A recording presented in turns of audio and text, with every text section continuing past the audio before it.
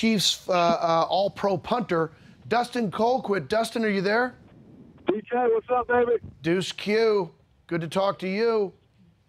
Miss your voice. How you doing? I miss your musk. I'm doing well. Good practice today? Yeah, good practice today.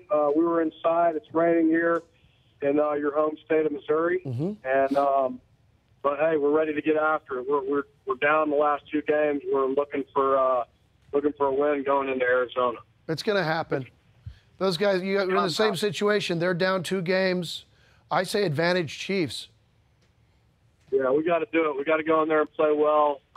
We've had to, had a few big talks from Coach this week, and I like the outcome of it. Everybody's kind of rise to the occasion, been a pro about it, and looked at ourselves in the mirror, and we know what we have to do if we want to get a win in Arizona. You're going to do it. And Alex Smith looking to break 20,000 yards? Absolutely. I think he'd do it. He's such a competitor. He put a lot of stuff on his shoulders, obviously, with this last week. And even though everybody's got to play well against the Denver Broncos, or it's going to be tough to beat them. So he's a stud, and he's going to come out and play well this Sunday. He is a stud. All the Chiefs are studs, as far as I'm concerned. Chiefs win.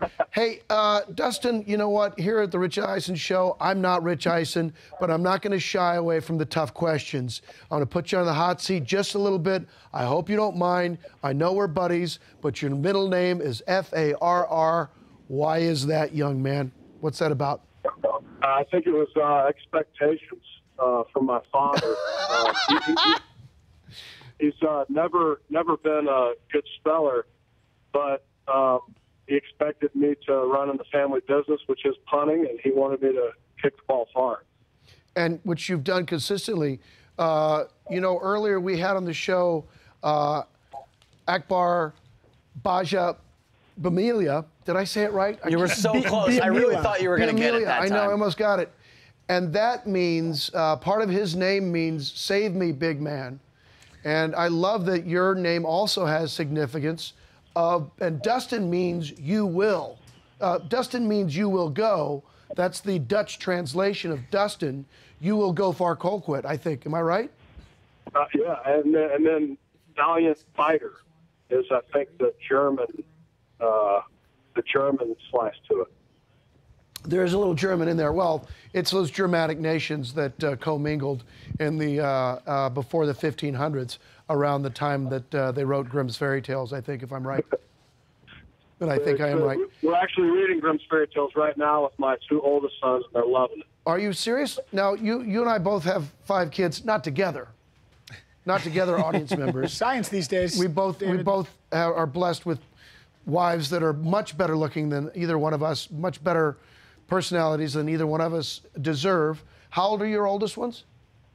My oldest is 8, and second is 6.5. Okay, I don't want to hear about the ages of the other ones. I realize how stupid it was to say, how old are your older ones? 8, 6.5, and the rest of them are? The rest of them are 4, 2.5, and we have one that just turned 1. Oh. Cannon, which I did what my dad did to me. I mean, luckily I didn't call him Sue, but I named my youngest boy Cannon. So I love Cannon. Yeah, he's a great little boy too. He's starting to kind of stand up on his own and clap, and he's doing real well. I have a boy named Sergeant. I know. Yeah, I'm gonna come out to the Raiders game in December. I'm thankful I'm on the Christmas card list, and so I always get to see your kiddos, which we're about to send Christmas cards out. We're a little late because when you have 5 kids, you're late on everything. Everything. I was just saying earlier today, I love it when the younger ones can do anything for themselves. It takes a little bit of work away. And our 3-year-old Eve now insists on buckling herself into the car seat. And I'm like, I'll take that. I'll take that as a win. Real quick, a little bit serious. How is number 29, Eric Berry? I think he's doing good. Obviously he's getting a lot of tests done and doing everything that he can and the doctors can at this point. And obviously our thoughts, our prayers especially, are with he and his family. But man, EB a little bit, and the guy that he is, he came in and basically told us that you know, he's going to be fine. I'm going to fight this. I need you guys to keep fighting on the football field, not for me, but for us, for as a team. And man, he's just a class act, and this couldn't have happened to a better person. Right. But he's gonna take this one punch at a time, and he said he's gonna beat it. I believe him. Now, if you go to kcchiefs.com, you can buy an official shirt in support of Eric Berry. So go to that kcchiefs.com and support. We have some more time, right? Yeah, we definitely have a little more time with him. I want to ask you another hot seat question, Deuce. What happens? This almost breaks my heart to say it. What happens after the game? You go to Denver, or Denver comes to you. You've got a brother that apparently looks up to you so much, he decided, oh, I'll be a punter too. Britton, what happens after the game? Does one of you have to buy the other dinner, supper, whatever you want to call it?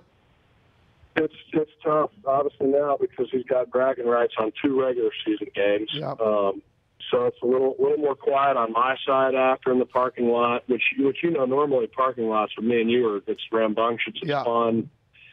And so, yeah, it's a tough thing. You never want to lose. You never want to lose to a division opponent. You certainly never, ever in your wildest imagination want to lose to a sibling, especially a younger sibling at that. Yeah. So, yeah, it's tough. It's tough, but, you know, hopefully, you know, we need to keep taking care of business, get ourselves back in the hunt, and, you know, we may have another crack at them at their place. You will. Hey, who has the furthest career punt? Me. I actually own that one. Let's see. It was in Arrowhead in December against the Chargers. I had an 81-yard punt.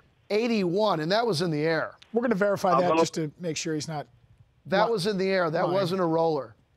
And it wasn't wind dated at all. Nope. It barely. You won't even feel a breeze at Arrowhead. It was kind of in my face, actually. So against the wind, into the wind, 81 yards in the air. Well, all you can do now is watch film, and so we can't confirm or deny if that's the truth. It's just my story that I'm sticking to. I'm saying it's the truth. Now, if you get to talk to Andy Reid, right? Absolutely. You kind of have his ear. Here's the thing. I do. This guy down in Texas, I think his name is Jimmy Watt or Jack Watt, whatever it is. The guy that plays defense. Julius Jones-Watt. Julius Jones-Watt. John Jacob Watt. Apparently sometimes they have him line up as a tight end. Why don't we introduce a secret weapon that will throw off the defense in Arizona, have number 2 line up as a wideout? Let's put our punter as a WR. It's definitely worked out with John Jacobowski-Watt. I mean, he's putting up some good offensive numbers this year and kind of stealing the show without Clowney, which you guys were talking about earlier. I think you guys were talking about rooster comb is what Jadeveon Clowney is needing a lot of. But yeah, I think that one of the things that if you throw 2 in there, obviously it's going to catch you off guard. You might get a couple giggles until I catch a ball and score a touchdown, and then that's right, because they haven't. Yeah, you there? They haven't prepared for that. No, it would just be one of those things where it's like when you get caught with your pants down. If it happens, it's like we can't ever let that happen again. A punter just scored on me. I actually made a tackle 1 year in Jacksonville on a long field. I was the holder, and I made a tackle on a long field goal. I basically ran a guy down. I had a good angle. I get it. That's what he said anyway.